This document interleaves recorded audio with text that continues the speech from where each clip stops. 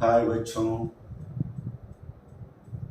इस वीडियो में मैं ये कवर करने वाला हूँ in the chapter units and measurements topic 2 errors in measurement NCERT concepts cover करने वाला हूँ मैं। ठीक है, तो इसमें दो टॉपिक आता है एनसीईआरटी टॉपिक्स में 2.3, 2.4, 2.3, 2.3, 2.4 and 2.5. Generally, they didn't ask any questions in this particular topic, so I am not covering these. So the next topic is 2.6 and 2.7. 2.7 also I will explain in this particular video.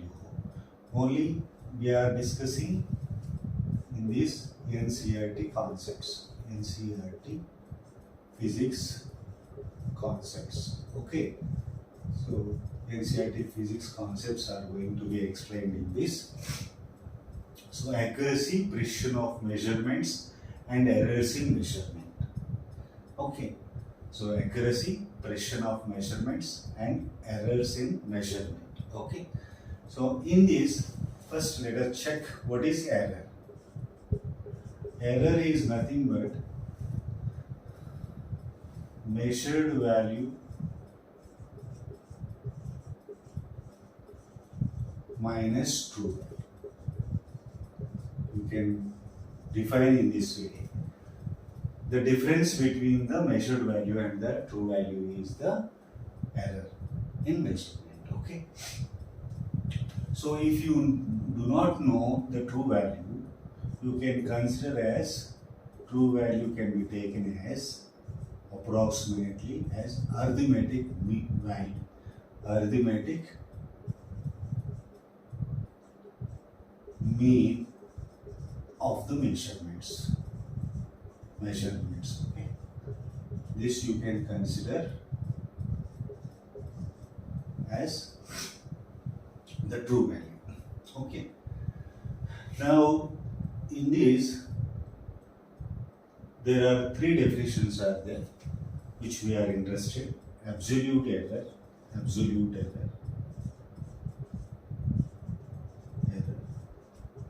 and relative error, and percentage error. These three things are important for us. Okay. So what is the absolute error? For finding the absolute error, so the true value you can suppose if any number is there. So first let us find the true value. True value, suppose if the measurements are true value, can be written as A mean, that is equal to, suppose n number of measurements are there, A1 plus A2 plus so on plus An divided by n. Okay. So true value or A mean value of the measurements. Suppose if you measure the values of A1, A2, A3, A4 up to An, then divided by sum of them number measured values divided by n will give you the A mean value. Now absolute error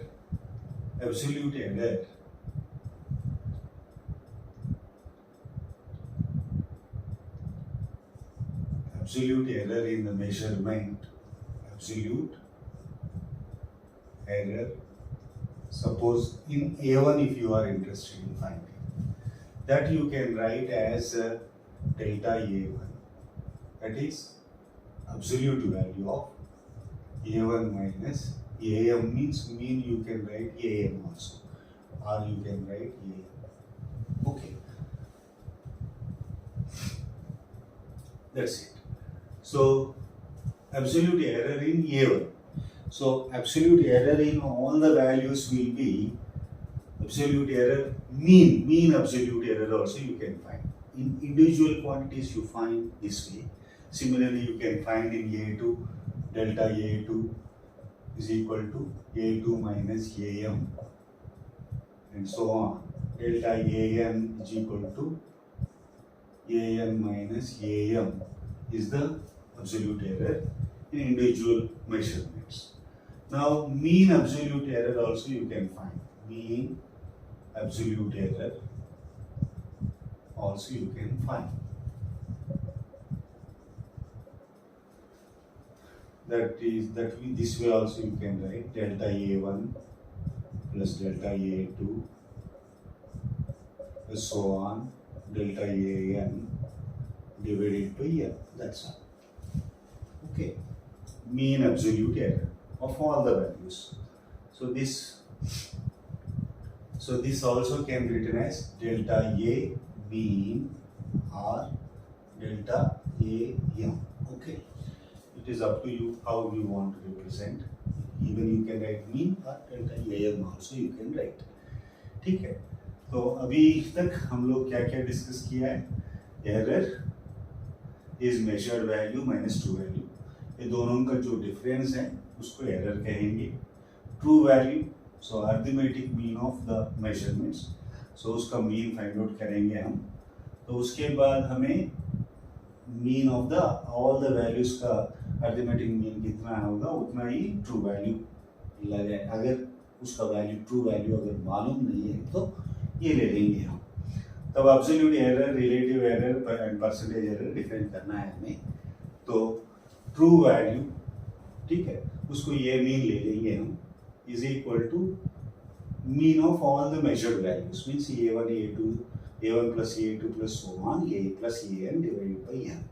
ठीक है, इसको divide करेंगे तो हमें ये mean value आ जाएगा. इसको ये मीन या ये दोनों में कोई भी ले सकते हो. Then absolute error in A1 this is equal to delta A1, इसको भी ऐसा भी लिख सकते हो A1 minus AM.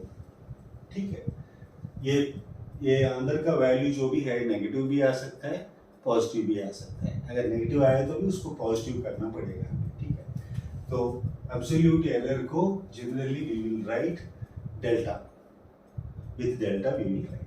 So mean absolute error also delta A mean or delta AM. So सब वैल्यूज को हम ऐड करके उसको n से डिवाइड करेंगे तो इसका वैल्यू आ जाएगा. ठीक है, तो अब क्या चाहिए हमें? मीन एब्सोल्यूट एरर के बाद हमें चाहिए रिलेटिव एरर. रिलेटिव एरर कैसा फाइंड आउट करेंगे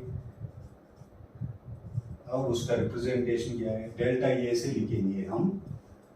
ठीक है, so delta a can be find out. Relative error delta a से लिखेंगे.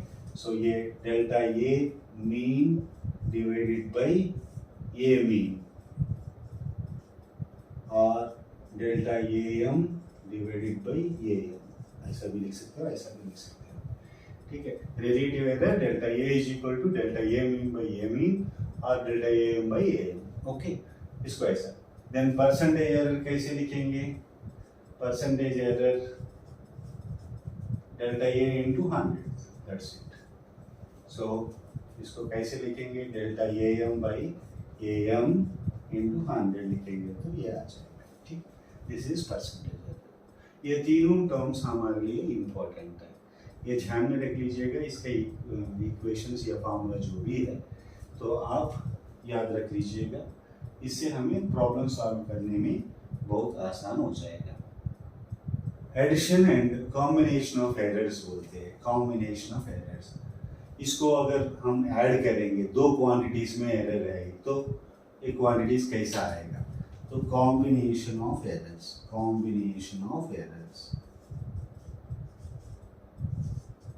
कैसे कर सकते हैं हम लोग?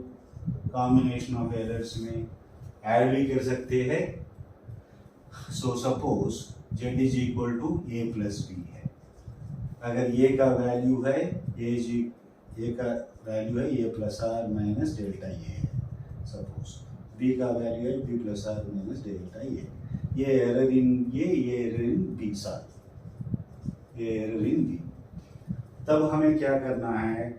तो सम ऑफ द इसमें z में एरर कितना है?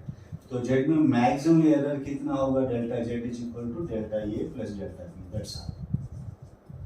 अगर हमें z is equal to a minus B ले लेंगे इसी वैल्यू से तो maximum error in delta z भी वही आ जाएगा, यही आ जाएगा. ठीक है, so delta z z is equal to a minus b आई तो भी यही आएगा, z is equal to a plus b आई तो भी ये आएगा। सो इसका मतलब क्या है, error in a error in b को ऐड करना है, बस दूसरा कुछ नहीं है, सब्ट्रैक्शन हो या एडिशन हो। इन एडिशन और subtraction, this is the first rule.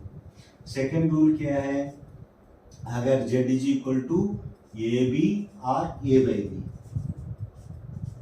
Then delta z कितना होगा, delta z by relative error in z is equal to delta z by z is equal delta a by a plus delta b by b। ये ध्यान में रख लीजिएगा, ये division हो या मल्टीप्लिकेशन हो। ओके, अगर ऐसा ही थर्ड पॉइंट क्या है, अगर z is equal to a to the power of m b to the power of n c to the power of o, ठीक है, तब रिलेटिव एरर कितना होगा, delta z by z is equal to m into delta a by a plus n into delta b by b plus o into delta c by c। तो ये form, इसको ये भी ऐसा भी याद रखना पड़ेगा आपको, परसेंटेज एरर में भी दे सकते हैं, तो डायरेक्टली ऐसा भी कर सकते हो, डेल्टा z बाई z का परसेंटेज एरर इंटू 100 में लिखेंगे तो ये परसेंटेज एरर आएगा, m into delta a by a into 100। सो ये परसेंटेज एरर लेना पड़ेगा आपको a का, और n into delta b by b into 100 plus o into delta c by c into 100, ठीक है। Percentage error, so m into percentage error of a plus n into percentage of error b plus o into percentage error of c, ये है procedure. सो ये first है addition और subtraction में, ये multiplication और डिवीजन या पावर में रहेंगे। तो ये तीनों फार्मूला आपको याद रखना पड़ेगा।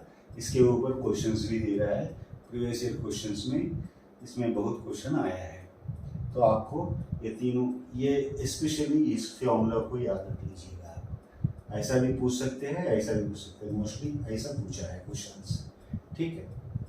तो आपको ये ध्यान में रखना पड़ेगा। 2